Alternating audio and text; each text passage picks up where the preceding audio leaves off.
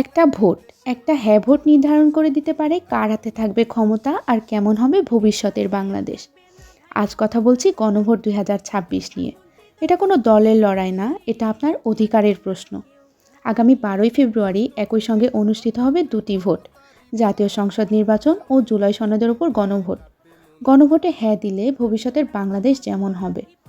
প্রধানমন্ত্রীর মেয়াদ সীমিত হবে, 10 বছরের বেশি কেউ আর প্রধানমন্ত্রী হতে পারবে না, যা নতুন নেতৃত্বের সুযোগ সৃষ্টি করবে।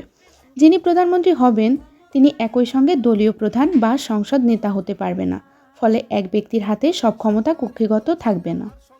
রাষ্ট্রপতির ক্ষমতা বাড়বে, প্রধানমন্ত্রী ও রাষ্ট্রপতির ক্ষমতার ভারসাম্য তৈরি হবে।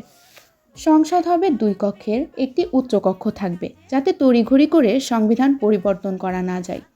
সংসদ হবে সবার, স্পিকার ও গুরুত্বপূর্ণ সংসদীয় কমিটির সভাপতিত্ব আসবে বিরোধী দল থেকে। দলীয় নির্দেশ নয়, জনগণের স্বার্থে কথা বলবেন সংসদ সদস্যরা। সংবিধানের বড় কোনো পরিবর্তন সরকার একা করতে পারবেন না, নিতে হবে জনমত। বিচার বিভাগের স্বাধীনতা নিশ্চিত হবে, নাগরিকের মৌলিক অধিকার আরও সুদৃঢ় হবে, কেউ ইচ্ছা করলেই আর ইন্টারনেট বন্ধ করে দিতে পারবে না। সংসদের নারীর প্রতিনিধিত্ব বাড়বে, বাংলা ভাষার পাশাপাশি অন্যান্য জনগোষ্ঠীর ভাষাও পাবে সাংবিধানিক স্বীকৃতি। কিন্তু গণভোটে না দিলে আগের ফ্যাসিবাদী সব নিয়ম বহাল থাকবে, এক ব্যক্তির স্বৈরাচারী শাসন ফিরে আসতে পারে বারবার। মনে রাখবেন, আপনার সিদ্ধান্তই আপনার ভবিষ্যৎ, বাংলাদেশের ভবিষ্যৎ। তাই গণভোটকে হ্যাঁ বলুন।